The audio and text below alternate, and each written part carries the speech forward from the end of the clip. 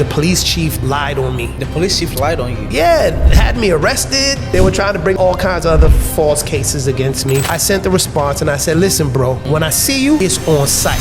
And I'm gonna knock your ass out. And who do I see when I get to the police station? Him. So I thank the Heavenly Father that he blessed me with him. So I gave it to him right there. And I'm like, yo, this dude don't understand. I'm a trained, expert marksman shooter from the United States Marine Corps. You telling my lawyer you coming to my island to kill me and my family? Bro, you won't even get off that boat before these shells start flying at you. And I don't mean to say that, but this dude is threatening my life. The police don't make that much money. So they like when conflict is around, because then they can charge you. In the US, I get pulled over by the white police, I'm probably gonna get a baton upside my head, shot. I respect the good police of law enforcement that are making Ghana safe. Yeah, they few bad apples, of course, but that's everywhere. Yo, where we from in America, if somebody say I'm gonna kill you, they mean it. You play yourself and underestimate them. I'm not worried about your juju. Matter of fact, if your juju's so good, use it to get these Lebanese and these Chinese and all that. But when I see it work on them, then I'm gonna believe it can work on me. If you're coming to Ghana, you need to have tough skin. That's all I'm telling you. I'm not leaving Ghana. I love Ghana. I got a great subdivision, the project that I'm doing. I'm living my best life and seeing my dreams come to fruition in Ghana. How much money do you think is enough? Money isn't gonna make you make it. It's all about your expectations, how you want to live your life. Because you could come here with no money making. I built my house on the island. That house was $37,000, $40,000. So I didn't have no money when I started, but I had the will to make it in Ghana. As a diasporan, you're a target. People think you got this money tree. And I tell them, yo, I'm still a dude from the hood of America, and I'm trying not to revert. I have been changing. And Ghana has humbled me. Ghana will teach you patience. Yes. There was tons of videos, don't buy land in Ghana, scam, scam, scam. But I looked at those things and I took what to look out for. But then I also looked at the people who were doing it right. And I asked myself, what did those people do that did it right? Living poor in America could never be better than living in Ghana with the headaches. Because I tell you right now, bro, with $2,000 a month, $3,000 a month in Ghana, you're living one amazing life. I've been here 5 years now. 2 of my daughters I still haven't spoken to. That's the American culture. The court system is set up to remove the black man out the family. So I don't even fault them. You guys have such a gem here that you're not fully capitalizing on. Just like I was shocking so many other diasporas that come in like, yo, this is not what we thought Africa was. And I'm just telling people, yo, come and see for yourself. Don't believe what you've been programmed to believe. Not everybody sees the vision in the beginning. Don't let your fears stop you from finding out how you could be the best that you could be. There's no mistakes in life. I never wanted to come to Africa. The universe takes you where you're supposed to be. Hello guys, welcome back again to another amazing episode, and this is the Diaspora Transition episode where we have dialogue with diasporan currently living here on the continent who transitioned from the diaspora. And today we do have a recurring guest, man. I interviewed him in the beginning of his journey. He told me a point in his life here in Ghana, he was surviving on 500 cedis. Fast forward, he told me his vision back then when we did that interview. You should go check it out if you've not watched. He's like, man, I have this idea. I want to build an island, a whole resort. He was selling me a dream, right? I didn't really believe in the beginning. Fast forward, he made it happen, man. He has built a whole island called Shark Island. And I'm here, to have a conversation with him to ask him how he made it happen. What was the challenges? And even if you guys watching want to do the same thing, how should you start? So without further ado, Marvin, welcome on the show. Hey, Fred, my brother, thank you for having me again. Good to be back. Yes, sir. Good to be back. Talk to me. I've interviewed you earlier on. It was daycare. You started with the daycare thing. Daycare, health and transport. And transport. Fast forward to Shark Island. Now, most people watching you might not know who you are. Briefly first introduce yourself to the people watching for the first time and just dive into it. All right. What's up, Webnation family? My name is Marvin Walker. I'm a Guyanese American. I was born in Guyana, moved to America. And I've been living in Ghana now for 5 years. I came here with an organization to provide healthcare service.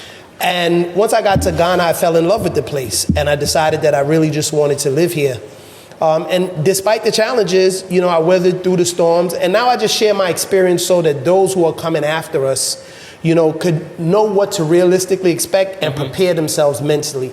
And I think that if you're honest and transparent with the people, more people will stay. Because it's wonderful seeing people come, but it's disheartening seeing them leave.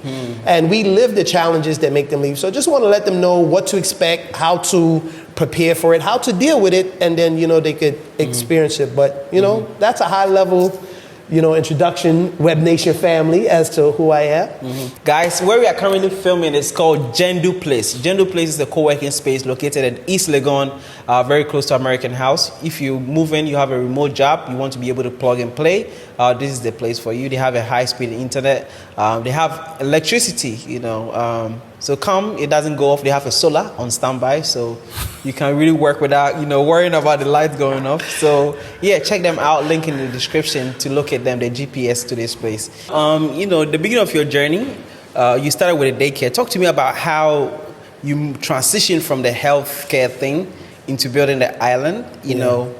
Talk to me, how was that?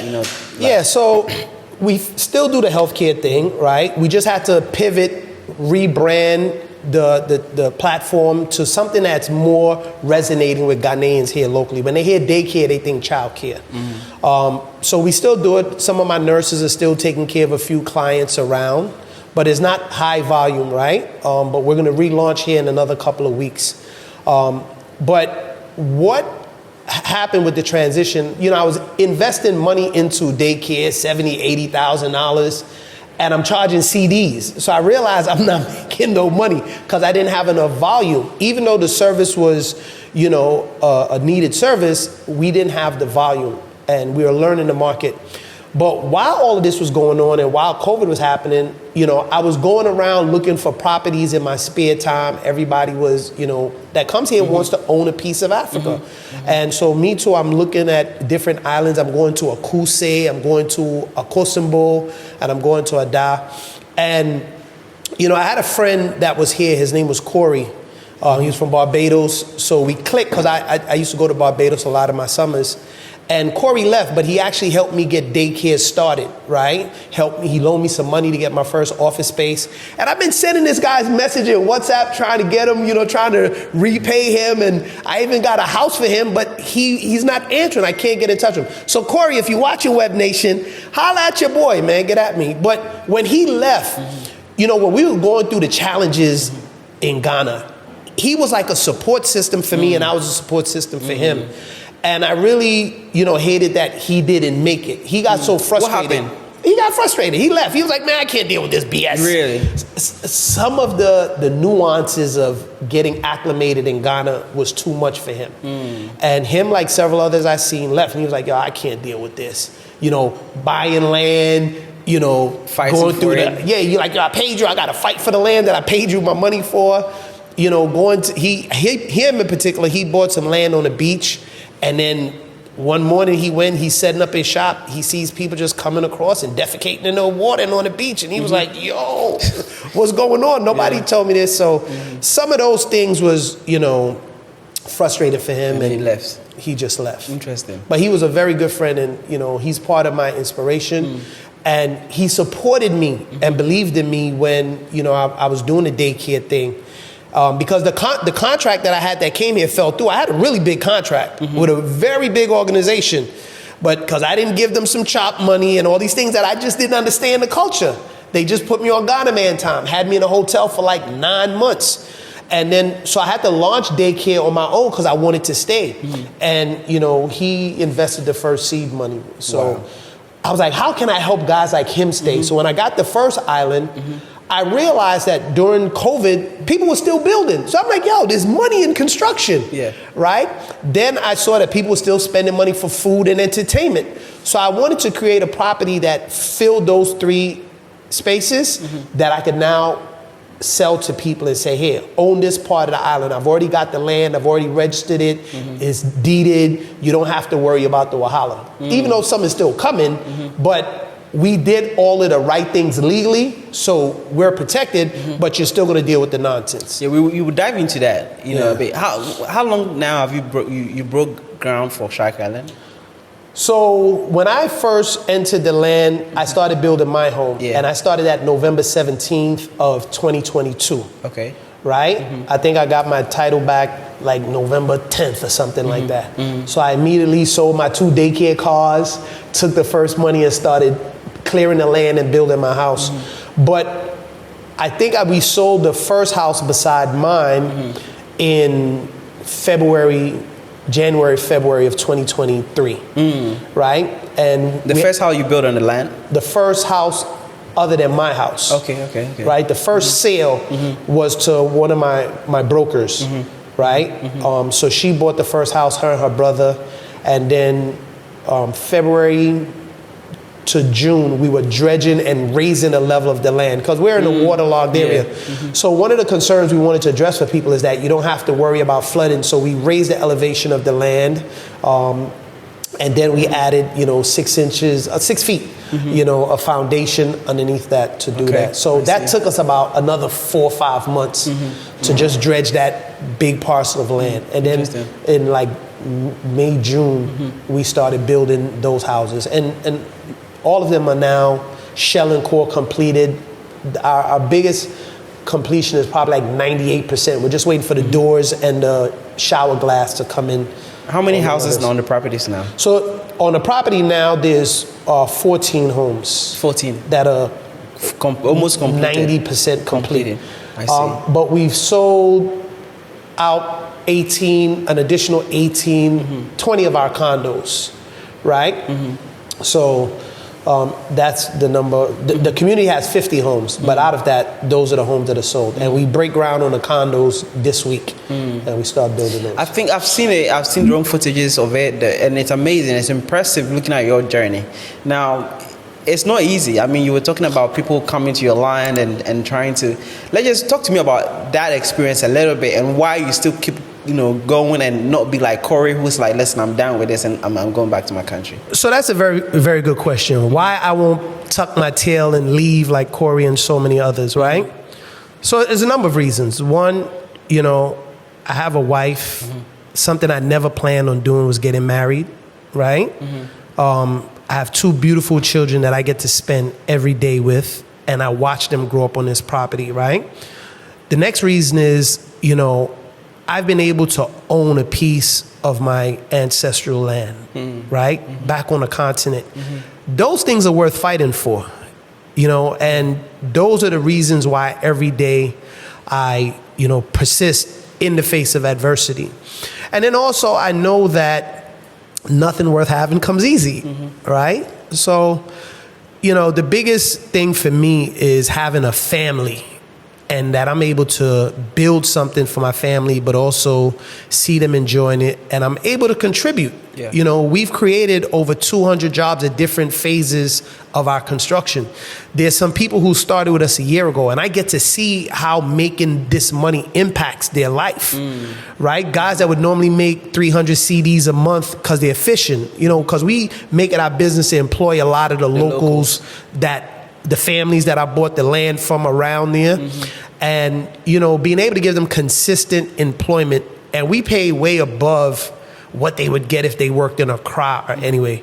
But seeing how that money is impacting their life, that adds a tremendous value. That not only am I here taking care of myself holistically, spiritually, emotionally, but I'm also able to give back and impact other people's lives. Right. So. That's amazing. Well, let's outline some of the 3 biggest challenges that you went through. Say it as it is, and what people should do when they encounter such situations, how they can deal with it. The biggest challenges. All right. I don't think the land issue is that big of a challenge. And the reason it's a reoccurring situation. And it's not only for those from the diaspora. I mean, there's big men that have huge companies in the area that I'm in, that they going through the same thing, right? So to me, it's not really a challenge because I sat down with 2 of them that have built some very big properties there, and they explained to me, and they helped me understand not only through their perspective, but through the locals' perspective who were coming and buying property from. Is it frustrating? Yes. I done paid for this land. Somebody else is coming saying it's theirs. I have the title. We did it legally. I had a lawyer. They had a lawyer. So that could be frustrating because it's not straightforward, right? And as a foreigner, we're learning the nuances. some of these local business owners that I talk to, they know, they're prepared, so they know what to do. It doesn't bother them as much. I think it bothers us from the diaspora because we hear so much people who had land will holler, then they lose their land. But because we did the right steps going in, like I hired a lawyer, we did the official search, you know, we then went and registered the land before we even broke ground. So as far as paperwork, our documents is official, but it's just the frustration and then the fear of I may lose my money and I may lose this land. So that's the part that makes it even more so frustrating for us and scary. So that part is frustrating, but it's not a big issue. The one that's the biggest for me is the one when, you know, the police chief there in Ada lied on me. He went to court, you know, and the police chief lied on you. Yeah, had me arrested, you know, and I know this guy. Like I've taken him out to eat. Like I know the culture, show respect, you know, go meet him. But what I found is that as a diasporan, you're a target, right? People think you got this money tree. Even though I go in places and I'm transparent. I'm like, yo, I started with no money, right? I just added value and people paid for that value and I was transparent. So, you know, I fire contractors who come and say they're gonna do the work. You give them the money because you trust your people, right? I don't want to look at them like I don't trust them. I give them the money, they come, they don't show up, they don't do the work. And I tell them, like, yo, I'm still a dude from the hood of America and I'm trying not to revert, right? So I lost my cool with a contractor who ran off with some money and I put hands on him. How much money did he run off with? 55,000 CDs. So you paid a contractor 55,000 CDs? Yes. To do something? To install solar on my home. He never showed up? No, he showed up. He went and bought some of the material, right? Then he came back and he said, yo, you know, 2 of the panels was cracked, so, you know, I didn't bring them, but the next shipment that comes in, I'm gonna bring it, but I gave him 80% of the money up front, right? So 2 weeks later, he comes back like, yo, I need some more money. And I said, no, bro, I gave you 80% of the money. I'm not giving you no more money. I thought you said that 80% covered all of the material costs, and then when you come and you complete it, you will get the 20% balance. That's what we're gonna do. So I don't wanna see you until you bring the other stuff to install it. Wow. So what I didn't know is that, you know, that they will come, they will give you their quotation, and they will price it on the best materials. Then they will go your money, go buy subpar materials, and then give you that you know, substandard lower quality. And so so I gave him that money in January, late January. So he said, yo, by the end of February, when the new shipment come in, I'll bring the other 2 panels for you. So after he asked for the money and I didn't give him the next money, end of February came, I gave him a call like, bro, yo, what's up? You got those panels? So dude doesn't answer, right? In the WhatsApp message I sent them. So I wait 2 weeks again and I sent him another message. Bro, you know, you gonna bring those panels or? So he doesn't answer. So the 3rd week, I sent the response and I said, listen, bro, no response is a response. When I see you, it's on site. And I'm gonna knock your ass out, and while you laying on the floor, I'm gonna dig in your pockets and I'm gonna take my money out of your pockets. I'm gonna rob you the way you robbed me, right? Damn. So dude runs to the police station and say, yo, Mr. Walker threatened to blow my brains out. So I'm getting a call from the police chief, the same police chief that went and lied on me, saying, yo, you need to come to the station. We heard you threaten somebody's life. And I was like, what? Who? So he's mentioning the name, and I don't know the guy's name. I just know him as the solar man because somebody introduced me to him from the town, right? And I wanted to stimulate the local economy, do business with the locals, so it wasn't a problem for me to do that. So then I go to the police station, and the police chief calls the guy, and I said, oh, this guy? Yeah. I said, you know this guy just ran off with 55,000 CDs of mine. No, I'm sorry, 44,000. The whole job was 55 at the time, and I gave him 44,000. Okay. So I told the police chief, he was like, yo, you said you were gonna blow his brains out. You can't be making threats. I said, yeah, I never said that to him. So I pulled up my WhatsApp. I said, this is what I said to him. I said, when I see you, I'm gonna fuck you up wherever I see you. That's what I said. You see it right here, chief? So then he asked him, yo, but you brought this man here saying he said he was going to blow your brains out. Did he threaten to shoot you? Well, you know, Chief, he's my brother. And I said, no. We're not brothers, because brothers don't steal from brothers, right? If you needed some extra money, you should have asked. But you should have took the stuff and been dodging me. At this point, it's like 2-3 months that he's been ducking and dodging. So the chief was like, yo, is it true he gave you 80% of the money? Yes. Where's the money? Oh, honestly, I spent it. Right? So he's like, Chairman, the guy is building a big project. He gave you a job. Do you not know if you would have did the job well, he would have given you more houses to do it? And he's like, yes, I know. So he said, look, I'm doing a job now. Once I complete and they pay me, I'll bring him the panels that I owe him. So the chief is like, well, how long will that be? So he said 3 weeks. So I said, no. 3 weeks is too long. It's already been going on 3 months. You have a week to bring me my panels. If not, just come take the stuff that you bought and give me my money back. So he agreed to 1 week. The 1 week comes, we don't hear from him, we don't see him. I'm calling the police chief them like, yo, where's the guy at? Have you heard from him? No. When we call his phone, he's not answering. His wife is saying he's not around. So I'm like, yo, when y'all called me, it was like, yo, if you don't come to the police station, we're gonna arrest you. Are y'all saying the same thing to his wife and he's not returning your calls? So then I went to the guy who introduced me to this guy. Like, look, your guy, we went to the police station. He said he'll be back in a week. Where's your guy at? Do you know where he lives? No, I don't know where he lives. I'm like, yo, how this is your friend of all these years? And you're referring business, you don't know where he lives. So I said, all right, no problem. So I went to CID and I filed a formal complaint. This is like the 3rd weekend now from the week he said he would come. So I went to CID like, look, this guy stole my money. So they said they looking into it. Same thing with them. We're calling him. We can't get him. Now another like 2 months have gone by, right? So now we're getting into 6 months. So I'm talking to one of my guys that's a consultant for me, works at Aqua Safari, and he said, Marvin, you never give these contractors 80% all the money without taking a picture of them so that when they do this stuff, you put it online and you blast them. So he said, do you have a picture of him? And I said, you know what? I remember he sent me a video of him installing solar work when he was trying to convince me.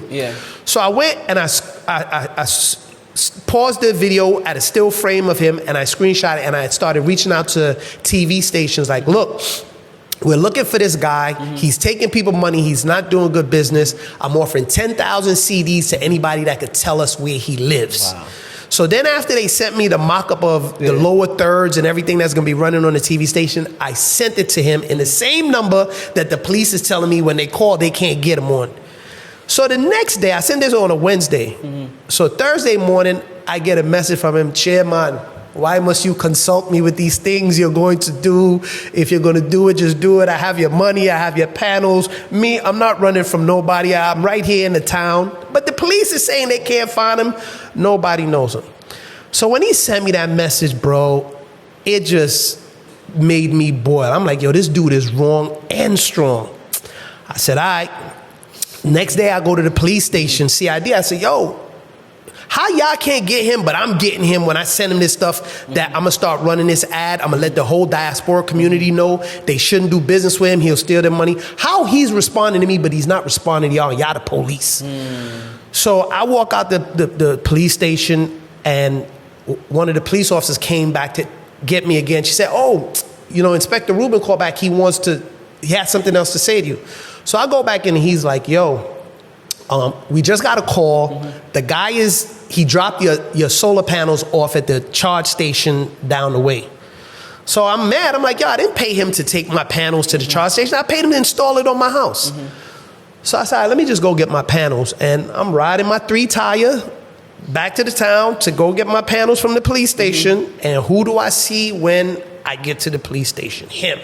So I thank the Heavenly Father that he blessed me with him, and I made the guy a promise. He just thought because he was at the police station, he wasn't going to get these hands.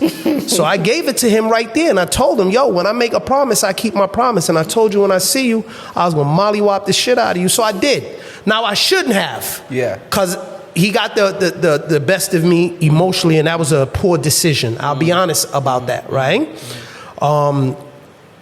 But again, this is us learning patience. Yo, in America, if you called the police, somebody stole your money, it would have been handled. There's none of this, yo, we're calling him, we can't get him, blah, blah, blah. And because when you call the police, you gotta pay them to deploy. So if I pay you to do these things, do a good job. Yeah. So I was frustrated, right? And it was wrong. You should never put your hands on somebody. Exactly. But dude took my money. Mosquitoes is tearing me and my family up, my wife, my newborn baby, and I was aggravated. Like, it's my job as a man to protect my family. Exactly. So, you know, I reacted in a way I shouldn't have, but, you know, we just went to court, you know. Oh, the matter went to court? Yeah, they took me to court, you know, for assault and all of that, and, you know, I pled guilty because I assaulted him. And I had to pay a fine, so they dismissed it. But that was the case. It was dismissed when we met with Commander. Commander was like, yo, you got to finish the job. Mr. Walker's willing to pay you. Right? So they said, Mr. Walker, will you let him go to the island and finish the job after I mollywopped him? I said, no problem. He goes, he finishes the 2 panels. Now, I knew nothing about solar before I moved to an island that I needed solar, right? So the solar still wasn't working. I told him the system we needed. He gave me a downgraded system. I paid for a 10 kVA system. He installed a 5 kVA. I didn't know that. Wow, half of that. Yeah. Then with the panels that he bought, the last 2, with a 5 kVA system, all your panels need to be 500 plus watts because there's going to be some step down, right? Maybe 490. But dude bought 2 350 or 40 watt panels. So it's not giving the full power. So then when I went back to the commander with my lawyer and him and his lawyer, no, he didn't have a lawyer, with him and, you know, the police that were charging me, the commander said, you guys need to go hire an independent third-party solar company to say why it's not working. Because Mr. Walker, he's saying it's not working because of you, and you're saying it's not working because he didn't do it right. You're not loading the system with everything. So you need somebody to vet it. So we hired an independent auditor that installs solar, and they came and they said, look, there's no brackets here to angle the panels to absorb the sun.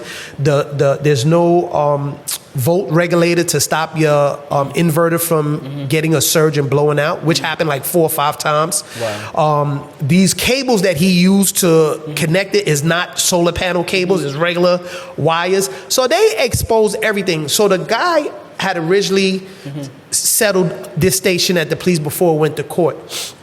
And I mean, 6-8 months ago, it was a thing of the past. It wasn't until the police chief kept calling me, asking me for money for another contractor that I fired because he came and took the money. And then you get every excuse in the book why they're not showing up to the site. And so we paid that contractor when the job finally was finished, and we deducted the withholding tax for GRA. So I guess he went and promised the chief, yo, I'm gonna pay you something if you make Mr. Walker pay me right away. And I was like, no, you're not getting paid till the job is finished. Why is the police always on those contractors' side and not your side? I don't know. I really don't care. It makes no sense. Is it because you're a diasporan? I think so. It was a shakedown. You know, somebody explained it to me in the police. Like, look, the police don't make that much money. So they like when conflict is around because then they can charge you, right? Which makes sense. I get it. But it don't mean I'm gonna play that game. If I'm wrong, I'm gonna own up to it and I'll do it. But I wasn't paying him when I gave him the money before and he didn't show up on time to do the job. When the job is complete, we'll pay him the balance. And that's what we did. We just deducted the withholding tax. So now he couldn't reward him with his bribery money or whatever. So the chief kept calling me and I was like, yo, bro, stop calling me. Like, go do some police work. This is not a criminal matter. This is a civil matter. If dude has a problem with us taking out the taxes, take me to court. I even had my accountant call the police chief and explain to him so he didn't think I was doing nothing to alienate this guy or to be unfair to him. And he just kept calling me, yo, that's too much. Why are you taking that much? I'm like, because I don't set the percentages. GRA do. If you got a problem, call GRA. So I tell him, look, man, stop calling my damn phone. And, you know, based on Ghanaian culture, you're not supposed to do that. So he was like, I said, my ass. Like, don't call me no more. Click. And I blocked him. And now all of a sudden, this case is reopened. Wow. And they were trying to bring all kinds of other false cases against me. You know, but Hey, so is life in Ghana. You've mentioned two major. I mean, the land is not so much of a big, but what would be the third thing that is nerve-wracking, equally as nerve-wracking as this one? The third thing that's nerve-wracking is no accountability for Ghanaians that do things like this, right? Mm-hmm. Like, one guy came to the court the other day when I was at court, and I'm sitting in my lawyer's car.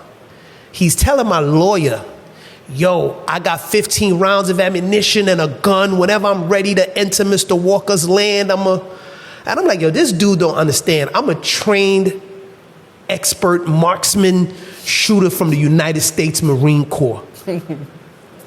Like, you telling my lawyer you coming to my island to kill me and my family? Really? Bro, you won't even get off that boat before these shells start flying at you. And I don't mean to say that, but this dude is threatening my life to my lawyer in front of the court, and very few people, let me not say nobody, very few people was willing to come and give eyewitness account that yes, my lawyer went to the police station, said, listen, this guy came, he made terroristic threats to my client. I'm sitting in the car, I'm not saying nothing. Right? But he was trying to get a response out of me, right? And I already made that mistake once with the solar guy. So I said, I'm not going to let my emotions get the best of me. But this guy is telling my lawyer that, yo, when I'm ready, I'm going on that island to get Mr. Walker day and night.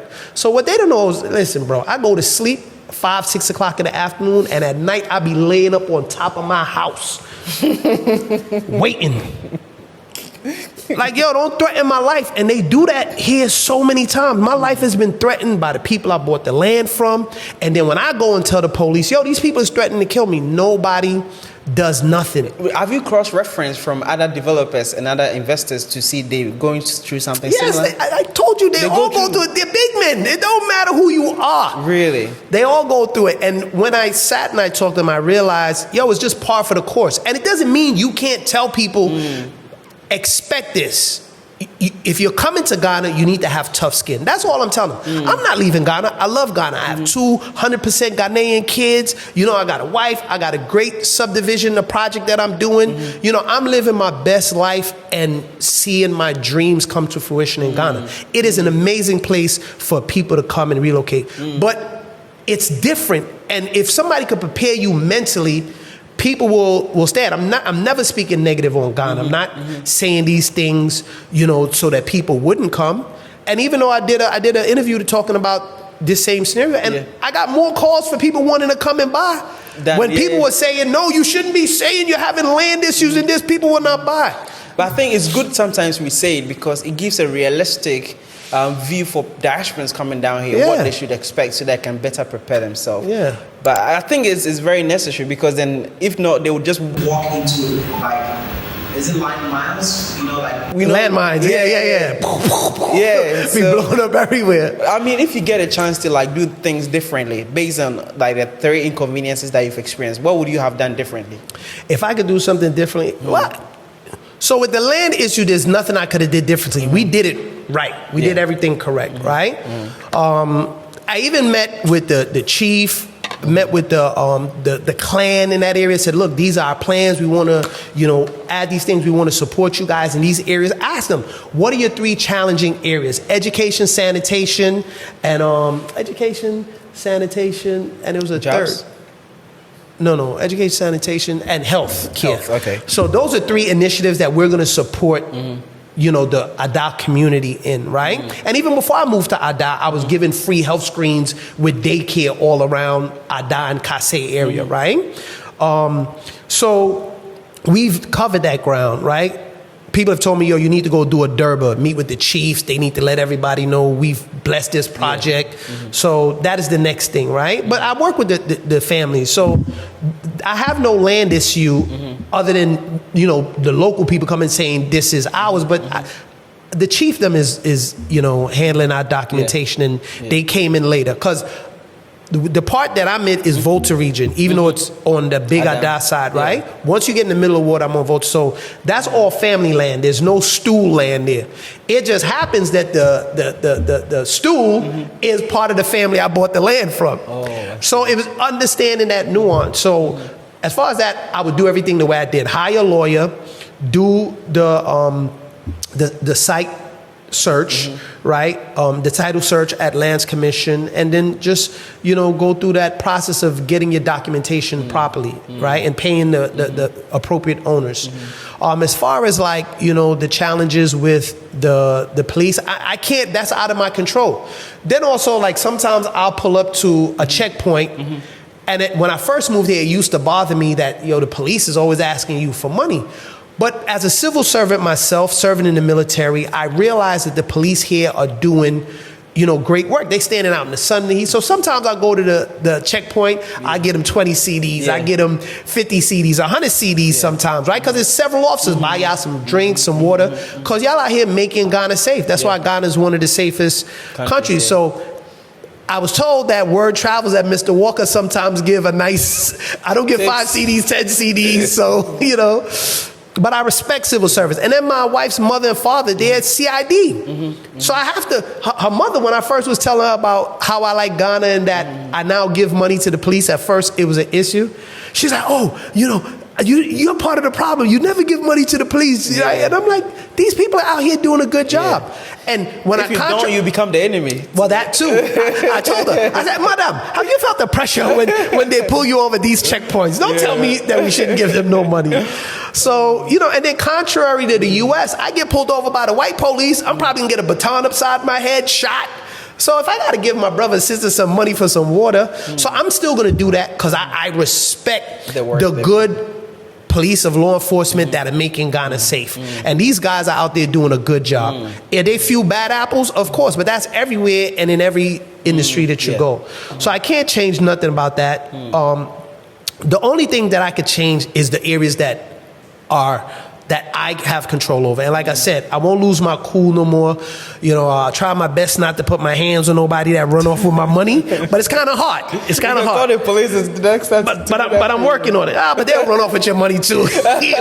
But on a more serious note, that's the thing that I have been changing. And Ghana has humbled me. Ghana will teach you patience. Yes. And that was my biggest trouble there. So, they say when you ask God for strength, he gives you problems. Yeah. So I asked for patience, and he gave me challenges that test my patience. I failed the first time, but the second time I did. My lawyer even said to me today, he said, Marvin, I was so proud of you. Because they know me, right? And he was like, I was so proud of you. And I was proud of myself too, but at the same time, I'm still not going to take this guy's threats lightly. I'm still going to be camped out on top of my roof, at night with the scope, hey, in case he comes. Where we from in America, if somebody say I'm going to kill you, they mean it.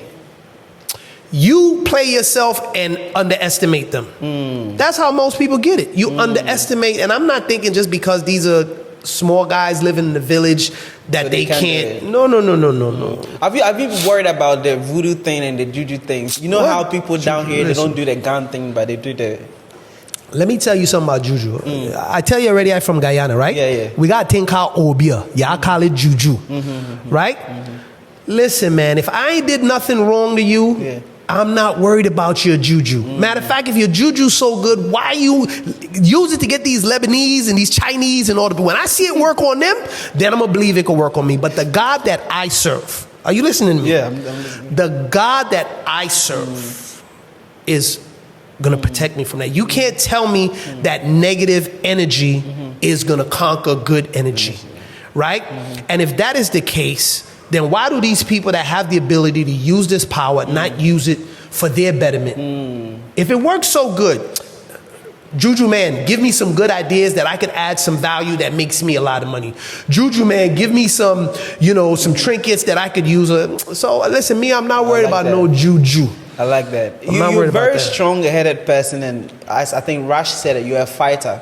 Yeah. Because most diasporans would go through half or even a quarter of where you are, and they would give up. But you're still pushing it, selling houses, building a whole city in Ada. Yeah. Talk to me. Apart from the contractors not showing up, what are other challenges that you face, and how you're able to overcome to still keep it going and building this beautiful resort? Yeah, I'm gonna be honest with you. The only other challenges is getting money into Ghana. Like when my clients pay, you send the money through the bank. There's delays, money gets held up. You know, and they got to do KY. Well, you know, you have to make sure it's not money laundering and all that. And remember, we're selling houses, so clients are sending 30%, 50%. Some of my clients send 100%. That's a lot. When you send 100% and $300,000, Bank of Ghana is looking like, you know, why is this money coming in? So we have to send letters. It gets delayed, and those are things we're not used to, right? But those are the only challenges. Like, other than that, I don't have any issues. I don't go out. I'm at work, right? I spend time with my family and my close staff. So I don't have a lot of challenges in Ghana, right? I've met some amazing people that have become like family to me. A lot of my staff, the people on the island, some of them, you know, they've been working with me for a year. Like, at the end of the workday, they sit at my house. They're playing volleyball. They're drinking club. I like that they enjoy where they're working. That they stay and they hang out with us. So these challenges just recently came up. You know, other than that, other than the struggle when I first interviewed with you, I was living on 560 CDs. At the time, my family and friends would send $100 from the U.S. once a month for me. You know, and those first challenges was that I didn't understand Ghana. When I came with that term sheet for this organization to get this money and they wouldn't sign over the assets, the conveyance that they said they would, it just delayed everything for so many months. So again, it's back to patience. Things in Ghana take a lot longer than they do everywhere else. It moves a lot slower.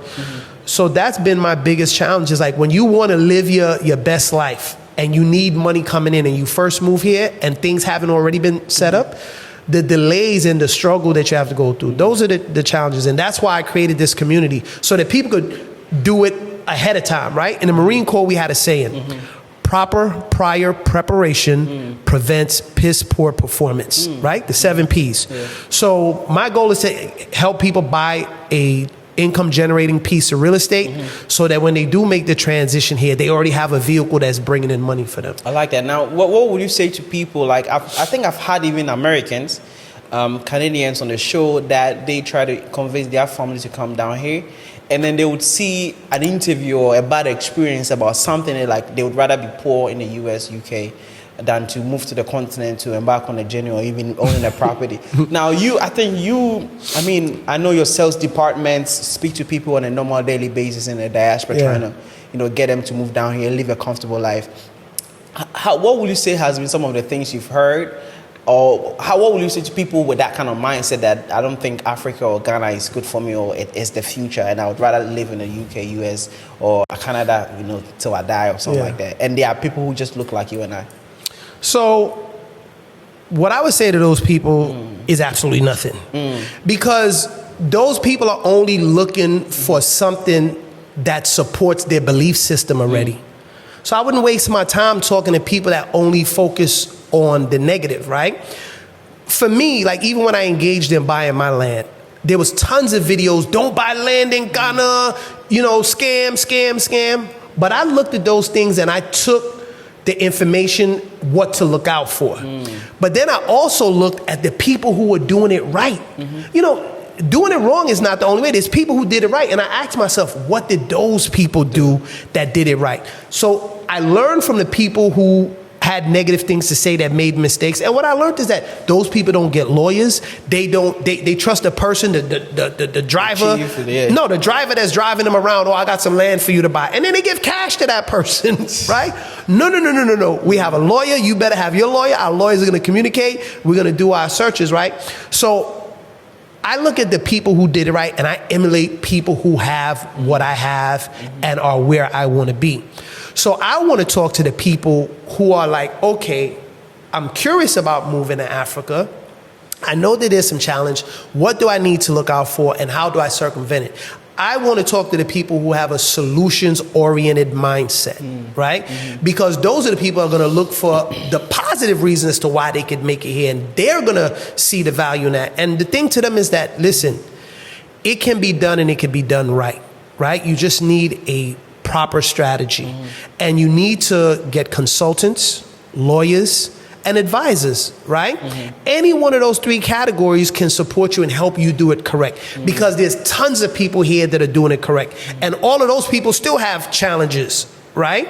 So there is a right and a wrong way to do it. Make sure you do it the right way. So that's what I say to them. And living poor in America could never be better than living in Ghana with the headaches. Because I tell you right now, bro, with $2,000 a month, $3,000 a month in Ghana, you're living one amazing life. So I would rather be here in Ghana, growing as a person, dealing with these wahalas, learning how to become a better version of myself, practicing emotional intelligence. I had to go back and start reading my books and my Zen meditation so I don't react, right? Because when you let people pull you out of character, they control you. Yeah, most definitely. Right? And I realized this solar guy, he pissed me off. He's wasting my time in court and all of these things when he ran off with my money. How was that even possible? But it's only possible because I gave in to my anger, right? So, you know, for my advice for the people who want to figure out a way to get to Ghana is connect with consultants, advisors, lawyers, real estate brokers, and you too could do it right. I like that. Now, I mean, I think you kind of looked out for several opportunities or even tried and maybe failed at it, but was able to succeed with the healthcare and then the real estate.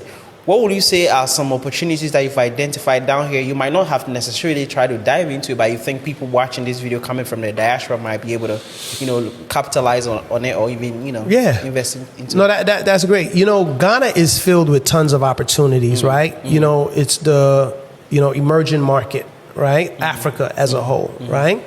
So like even in our community, I have people reaching out now like, look, I want to start a school, right? I want to do, you know, early childhood development. There's an opportunity for that. And the people from the diaspora that have ran these businesses or worked in these organizations, that they know how to do that. Like I can only talk about my side, right? Because Accra is choked. There's plenty in Accra. So I'm talking about, you know, there's so many great areas outside of Accra that people could make a good life, create opportunities, and create employment. So like there's marine patrol business to deliver fuel on the water based on the type of community that I'm building. Somebody's riding our jet cars or our sea breach or one of their boats that we got for them. They ran out of gas. Somebody can run up and get them petrol. But there's so much opportunity here because if you have seen it or worked in that industry in America, you could come here and copy and paste, right? So I couldn't even begin to say so much because now it's like, you know, pulling from 1,000 ideas, but there's tons of opportunities. And diasporans need to know that they have the skill set to make it work here, you know? Now, you made mention you didn't come with a lot of money.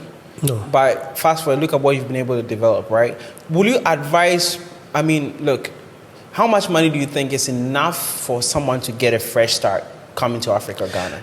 Money isn't going to make you make it. There's people who moved here 20 euros, you know, 150 euros. They just packed everything and came in. They're making it, right? It's all about your expectations, how you want to live your life, and then how committed you are to you. Like, you're not coming here and doing nothing for Ghanaians. Ghanaians here living better than people in America and other places. Bro, I love that most Ghanaians are debt-free. They got a cell phone is theirs. They got a house. You come, when I first came out, you see all those uncompleted houses. I would think, yo, they foreclosed. No, they come, they build the foundation first. They go save some more money. They come, they build up to lentil level. They come back, they do their finishes, and they own it. They save all of this extra, you know, cost that you would pay in interest and all of these things, right?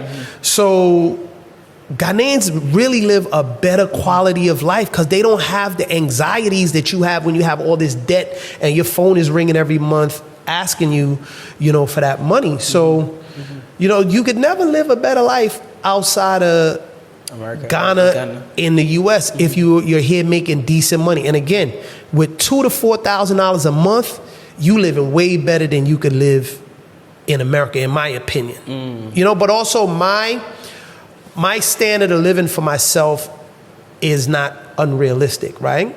Right now, I've built my house on the island. That house was $37,000, $40,000. But my house is a home. I have two beautiful kids, a wife in here that is happy to serve me and cook for me.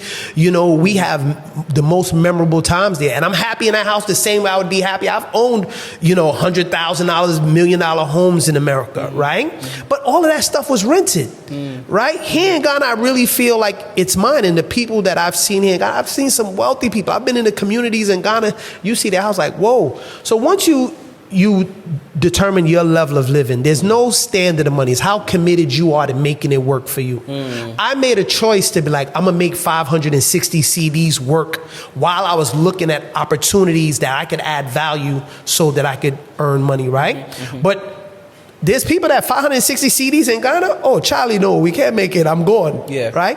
So I don't think that there's a certain amount of money a person could come with, is the mindset. Because you could come here with no money and make it. I told you, when I started my first house, I had to sell my first 2 cars, my daycare cars, right? And take that money and invest in myself because I believed in myself. But I didn't know where it was coming from. And then my broker came. I had engaged her like a month before, and then she came and I said, look, if you buy this house and you pay in full, right, I'm going to give you a rebate once we hand over your keys of X amount of dollars, right? So it was value for her and her brother when they bought the house, right? So they paid the full amount, which then gave me the money to start building their house and then extract my profits so that I could then use that to start clearing the land. Then she put it out in her network and I sold another 4 more homes, right? One person came after that and bought 6 houses, right? One person bought 6 of my houses. Wow. Right?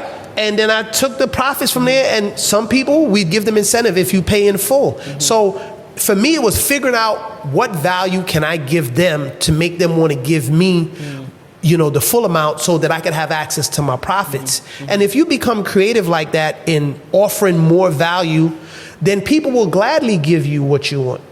So I didn't have no money when I started, but I had the will to make it in Ghana, and I had every reason to do so. I mean, I've seen the drone footage. I'll come on the property, and it's nice. It's really nice, and I see the lifestyle with the car. You haven't seen nothing yet, bro, but yeah. There's more coming. Oh, Charlie, walk me through the process. If I want to own a property, or if people watching right now want to buy a property, what should they do? What is the we have in-house financing, right? That they could put down the money. Like, my goal is to help as many diasporas transition back home sustainably, right? So they could purchase a home. If you don't have the full 30% down that we require, you could pay until you get to 30%. Then we'll add the balance and then we'll build for you. If you come with the 100% of money, we love that. We're not against that. But also, you know, if you need to do several different installments. And I will say that our sales have picked up now that we have some units finished and people can see the finishings.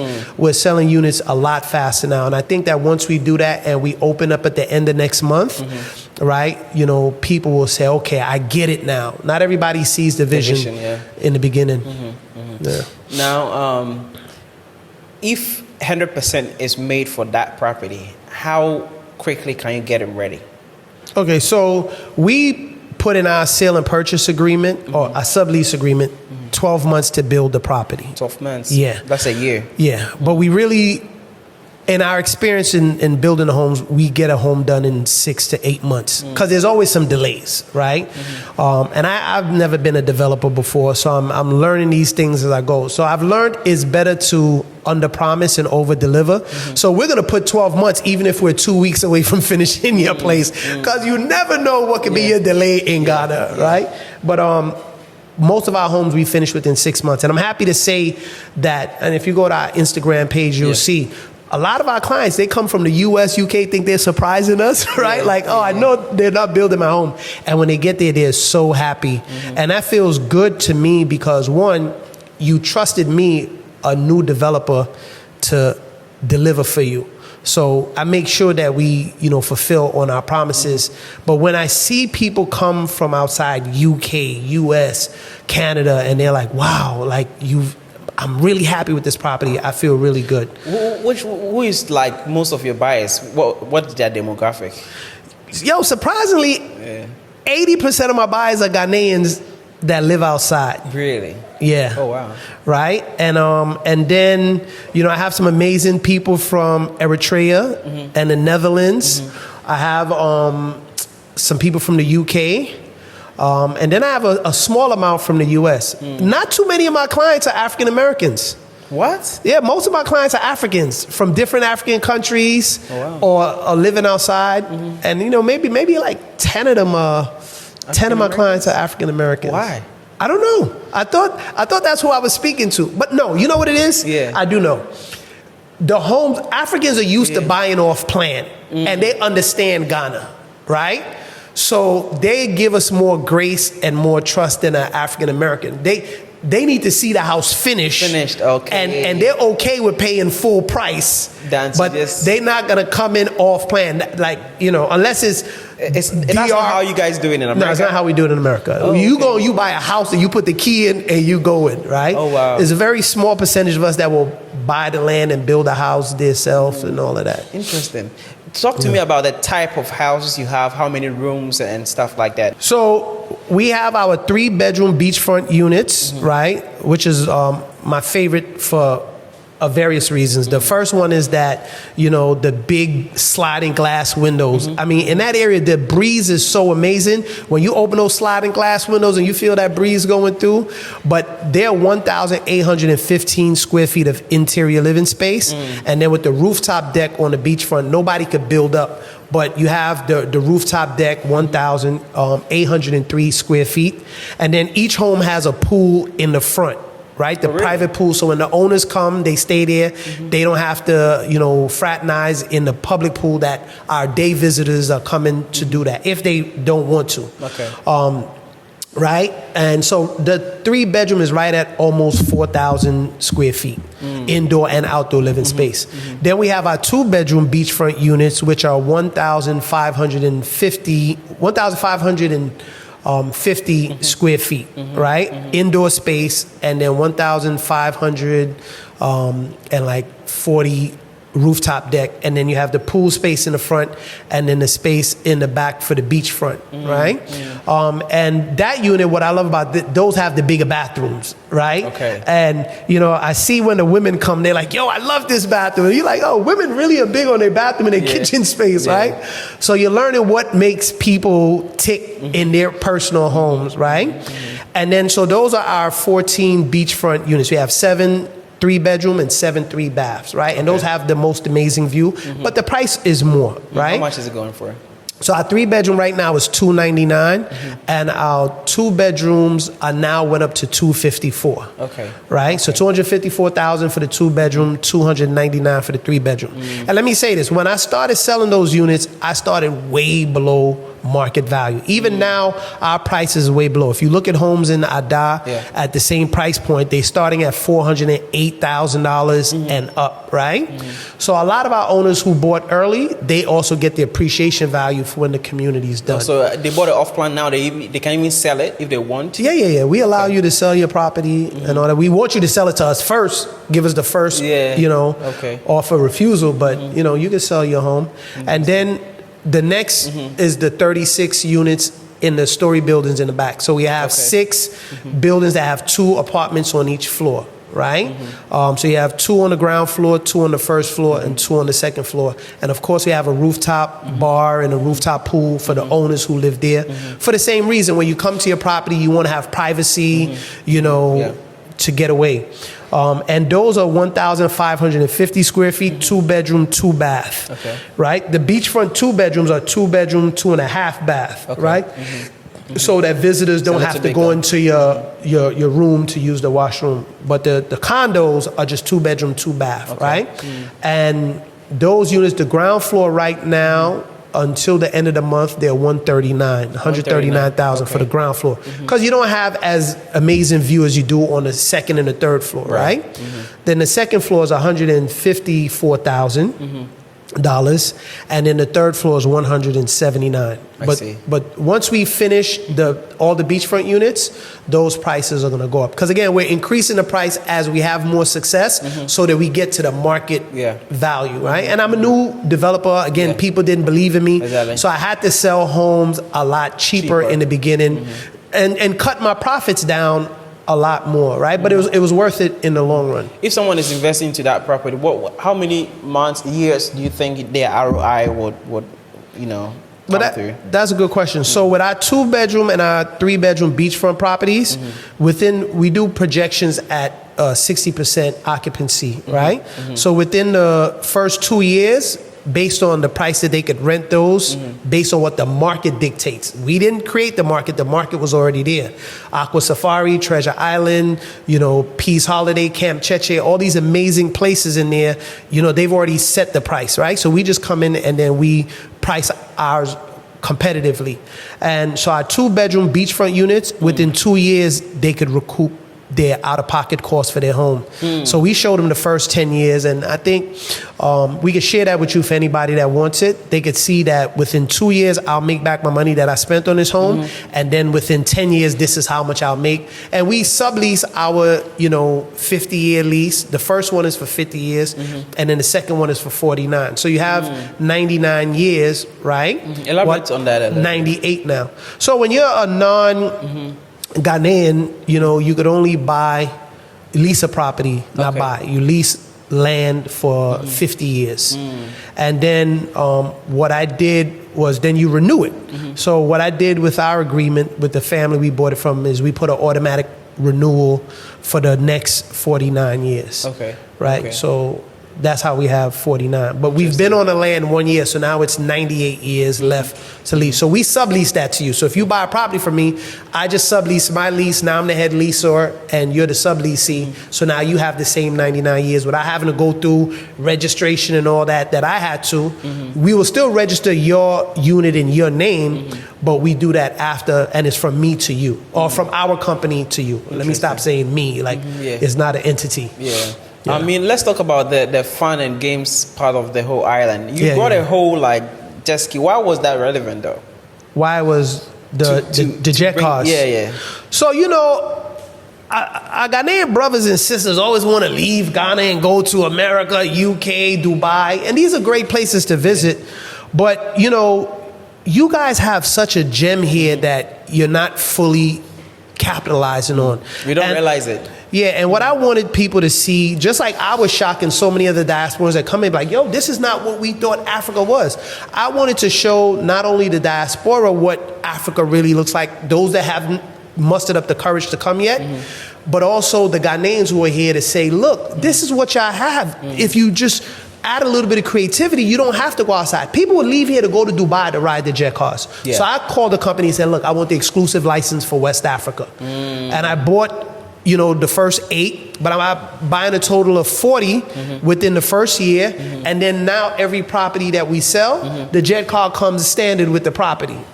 Right? Really? Yeah. Once we get to market value, then the jet car comes standard with it.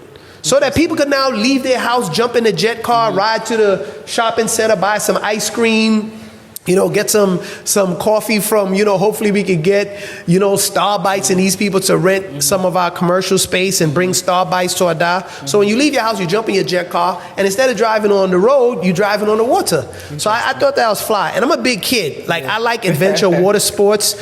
So I wanted to make sure that I added unique activities that are not already in Ada. But also, you don't have to spend $2,500 on a plane ticket to go to Dubai. You could just take an hour-and-a-half ride from Accra to Ada, and then you could experience this, and then just pay us, interesting, $500-600 to ride the jet car. You did mention that there are American celebrities that would be coming down to Shark Island to talk to me about that. So, I used to work in the music industry in America. Did marketing for the major labels, wrote songs, licensed songs to film and television, and I always admire the Ghanaians that I see here that are trend-setting. And the guys at Afro Future, they used to be Afrochella, they put together the most amazing experience in December that brings a lot of diasporans here. And because I did marketing for the record labels and events and, offered unique activations, I really love that. So I tapped into my network and I started saying, hey, I could do this. I did this in America, right? So I reached out to those guys and said, hey, we want to work with you guys so that you could curate our events. Because you're on ground. You've had year after year of a successful event. So instead of us trying to figure it out, we reached out to them and said, hey, we want you guys to help us organize this and manage it because you do so well.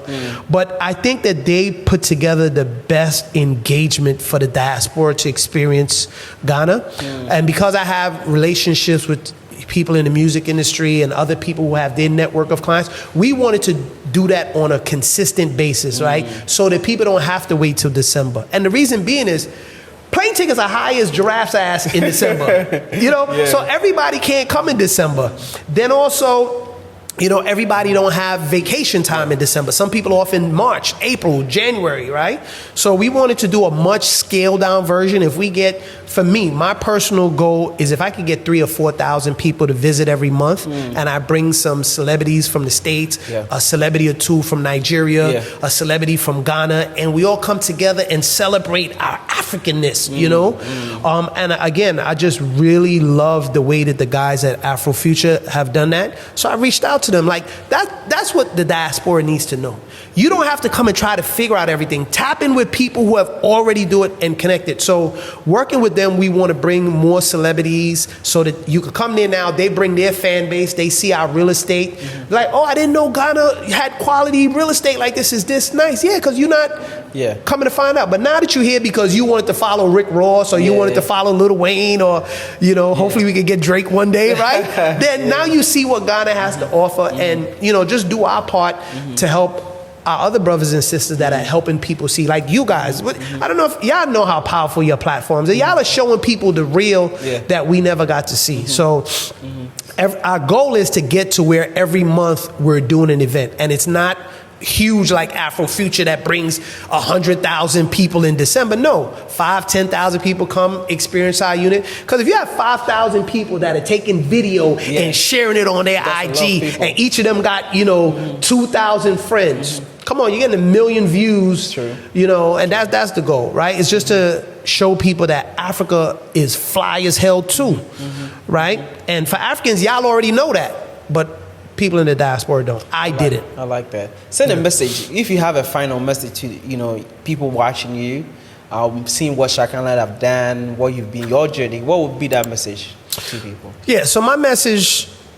specifically to African Americans in the diaspora is you could lead a life of such quality in Africa, right?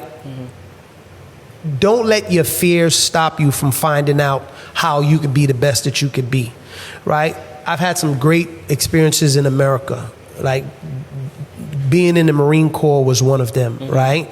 The education that we get there is one, right? But it's something about being home in Africa, right? And I never planned on coming here. So this is not, I'm a Pan-Africanist. I always wanted to come to Africa. I stumbled on the greatness of Africa. And I'm just telling people, come and see for yourself. Don't believe what you've been programmed to believe. And if you do, you look at people like me, Dre Taylor, Eric McNeil, Rush, Asari, right? I hope I'm not forgetting anybody, but these are people that came here. We're not developers. Like, that wasn't our primary business. We came and reinvented ourselves because we want to share with our brothers and sisters what an amazing life you could live here. Are there challenges? Absolutely. But there's challenges there. You're just changing one set of problems for a different set of problems. But you owe it to yourself to find out the best life that you could live. And I just say, come see it. And if not, we're going to show you. I like that. Let's pivot a little bit. I think the first time I sat down with you, you told me about your, is it ex-wife or baby mama don't want you to see your kid? Yeah. Something like that. I still don't speak to my daughters. Really? After how many years? Is it almost 2 years? I've been here 5 years now. And you've not been able to speak So to two of my daughters, Skylar and Kennedy, I still haven't spoken to. Wow. But it's the drive, right? Like, so in phase 2, right? Because, of course, their mothers are telling them your father don't love you, he's not thinking about you. And that's the American culture. The court system is set up to remove the black man out the family. So I don't even fault them. And just like I've made some mistakes here, I'm sure they're not the only ones that was the problem in our relationship, right? We're young, we're growing up.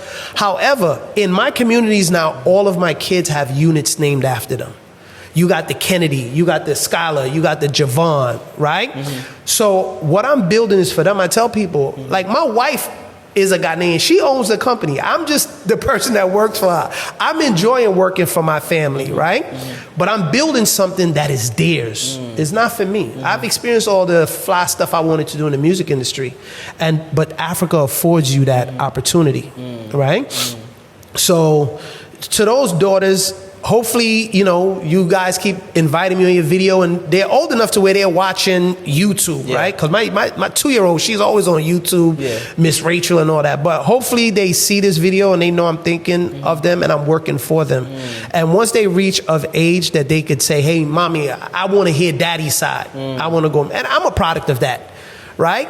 I didn't grow up with my biological father, and at 14 years old, I told my mom, look, I want to meet him and I want to hear for myself. And I've had that opportunity to meet him, and I know my kids will have that. So that's another reason why I don't play while I'm in Ghana. Like, I have to account to them when they come to meet me. What have you done with the time, daddy, when you weren't there? Oh, this doesn't account for it, quality time, but daddy built this and you were always part of it. I had to make some sacrifices, but I hope now that we could add the quality time into the fact that I've secured your futures and your children's future.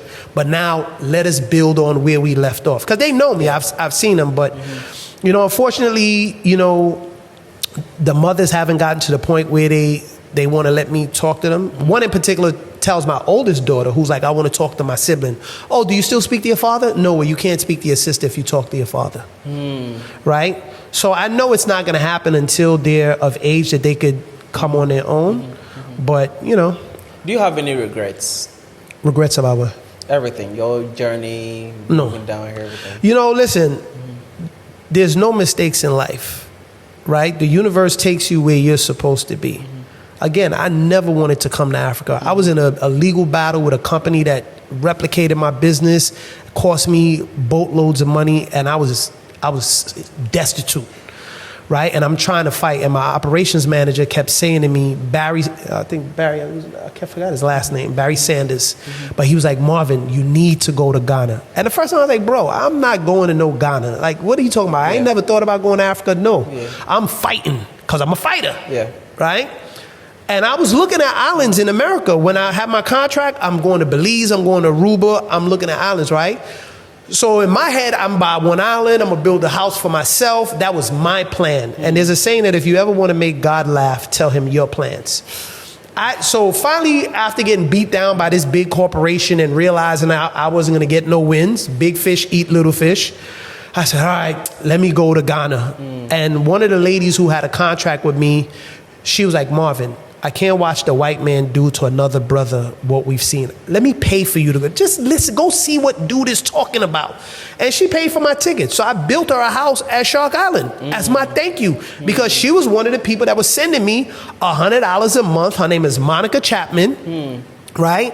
But she paid for me to come. I didn't even have a plane ticket. And see, a lot of African Americans ain't going to tell you that. They ain't got no money to even afford a plane ticket, bro. It's just the facts. Kwaba, someone said the same thing, that most African Americans cannot afford. Is that true? Yo, it's true. Like, y'all be thinking, because y'all see these shows and we got debit and credit, not debit cards, but credit cards, and you can buy things, you know, that you can't comfortably afford. Like, there's a day that the bill collector can come, hey, you know, you're 3 months behind. Give me that.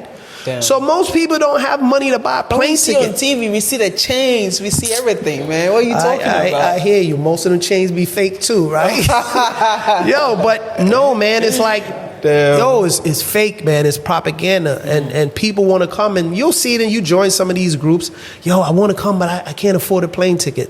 So those are some of the things that, you know, we're gonna start doing once we open up, giving free, you know, airfare to, just so that people who really want to go, we have competitions so that we could, you know, help people that want to come and see for themselves and decide it. This has been a great conversation. I really appreciate it. Thank you. Do you have anything to say for them for the final?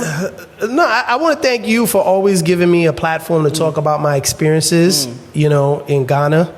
And I hope that I've educated somebody in some way that makes them, you know, comfortable towards coming and giving, you know, whether it's Ghana, Kenya, wherever in Africa, try to see what it could be, and, you know, just keep up the good work. I've watched the growth that you have, and definitely come by Shark Island. I'm going to do that. Actually, I would go there and see if I can get myself a property. We've been talking behind cameras and how I can be able to buy a property for myself. I'm working on a property now. I'm developing. I'm building now. So We definitely have a chat. I'll come to. But is that property going to be cash flowing you money so that you can do it? See, that's what people need to understand. First, you need to buy a property that generates money that can help you live the life that you want to live. So what you reckon? You reckon I buy this first and then talk to me? I don't want to seem impartial. Whether you buy from me, there's other developers that are doing similar type projects that you can rent out for Airbnb, right?